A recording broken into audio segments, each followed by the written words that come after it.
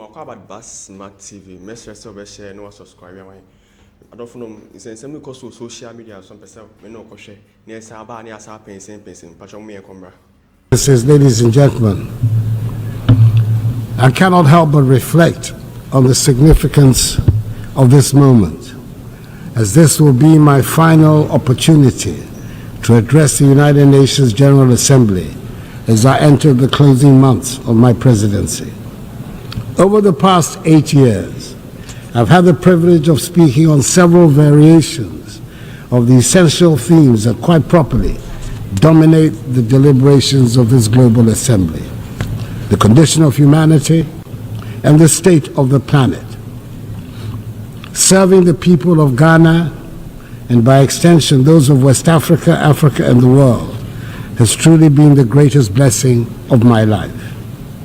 Indeed, being here this morning fills me with both pride and humility. Pride in the limited progress we have made together as nations, and humility in recognizing the challenges that still remain. My time as president has been deeply fulfilling, and I'm profoundly grateful for the trust placed in me by my fellow Ghanaians. It has been an honor to serve them and to contribute to advancing peace, security, and development on the global stage. Mr. President, Madam President, I'm here with a heart full of hope, yet mindful of the great challenges that still confront us. As President of the Republic of Ghana and as a citizen of the world, I'm acutely aware of the shared responsibility we carry. Our work here is nothing less than shaping the future of humanity, a future that will affect generations long after we are gone. Leaving no one behind, acting together for the advancement of peace, sustainable development, and human dignity for present and future generations, reminds us that the decisions we take here will define whether we rise to meet the hopes of billions or continue to let inequalities and injustice persist. We owe it to those who look to this body for leadership to act and not just to talk. The world we live in today is a stark, unfortunate contrast of privilege and hardship. For too long, the voices of those marginalized, those left behind, have been drowned out. They constitute the bulk of humanity. These are the voices of the poor, the displaced, the vulnerable. We cannot in good conscience leave them behind. They should be at the center of our discussions and our decisions. Africa in particular knows the cost of being left out. Yes, we're a continent rich in potential and resilient in the face of adversity, but we have also been disadvantaged by a global system that has generally treated us as an afterthought. We've been viewed merely as passive recipients of aid rather than as equal partners in global progress. The well-meaning promises of assistance have failed to materialize to bring about the long-term change we so passionately need. Such aid as is offered often comes with strings attached, limiting our ability to shape our own futures. Africa is not a continent of despair. She's full of great possibilities. She's required, however, to chart a new course of development. Our young population is filled with energy, creativity, and ambition. The people of Africa are not asking for handouts.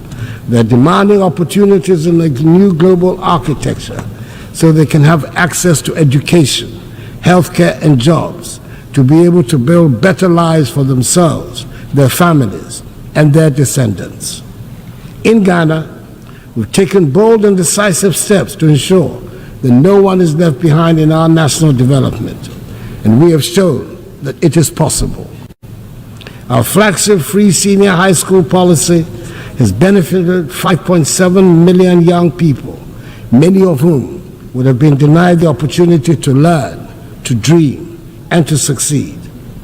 This initiative has transformed the lives of millions positioning the next generation of Ghanaians to take their place as leaders in the global economy. But this is just the beginning. We need a global commitment to ensure that every child, no matter where they are born, has access to quality education. A world where children are left unprepared for the challenges ahead is not a just world. Beyond education, we've also prioritized health care for our people. Through Agenda 111, my government has embarked on the largest ever healthcare infrastructure project in Ghana's history. This initiative is constructing 111 hospitals across the country, ensuring that even the most remote regions have access to modern healthcare facilities. This is part of our broader goal of ensuring that no one in Ghana is left without the basic right to health.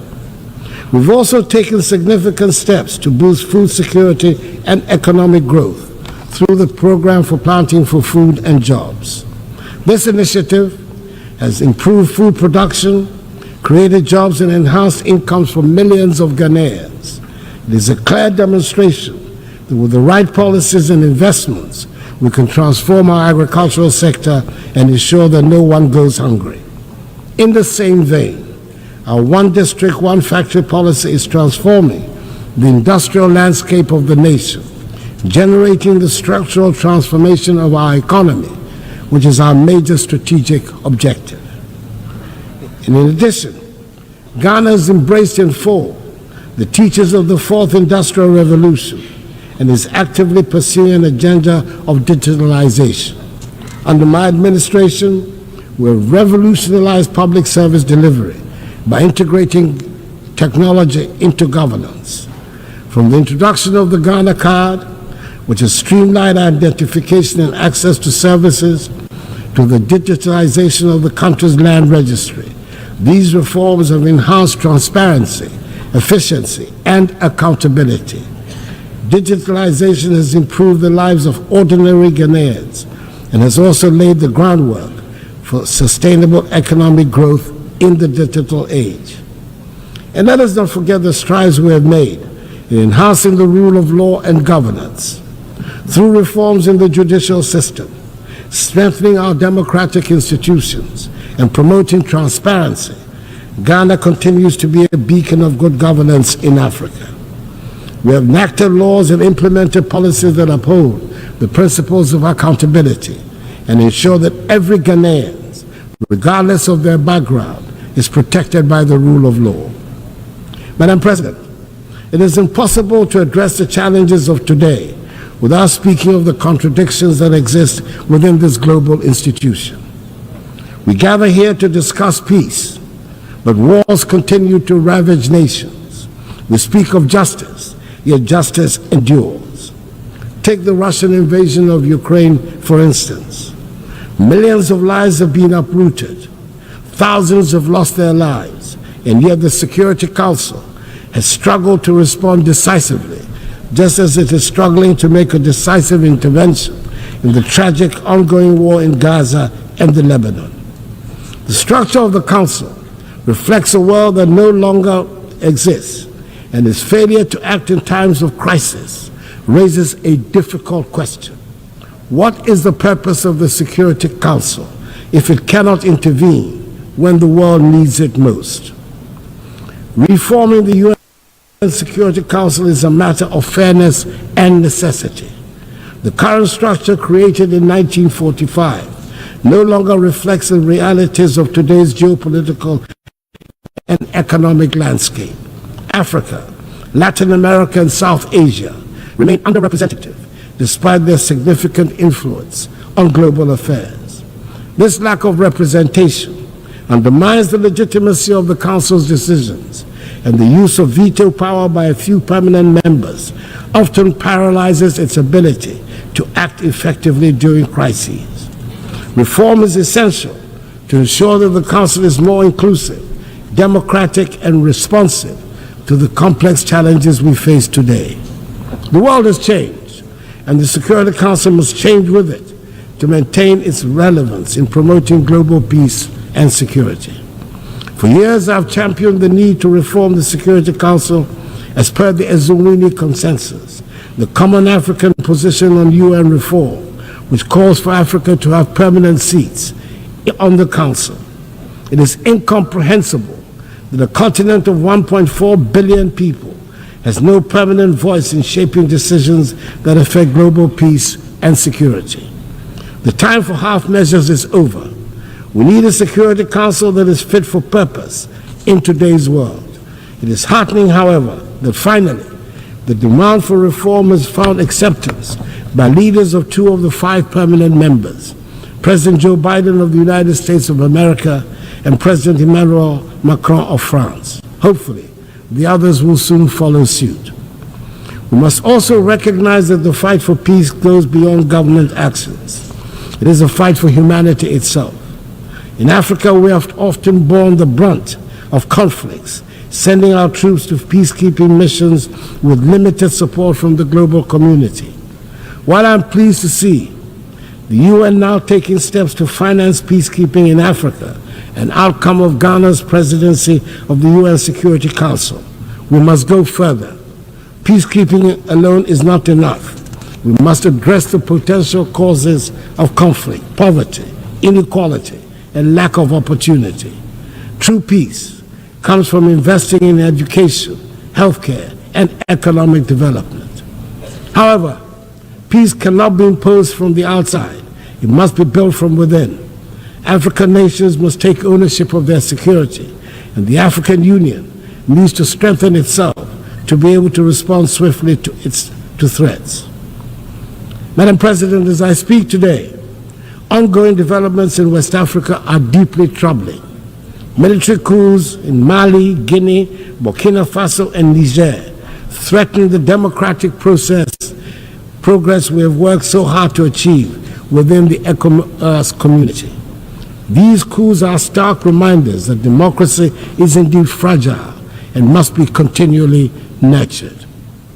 In Ghana, however, we will remain resolute in our commitment to democracy. As my presidency draws to a close, I want to assure this Assembly that the upcoming 2024 elections in Ghana will be free, fair, and transparent. Ghanaians have demonstrated time and again in the last 3 decades their strong attachment to democracy, which they will not permit to be undermined. The Electoral Commission, supported by Ghana's security services, is well equipped to ensure that the will of the Ghanaian people is respected.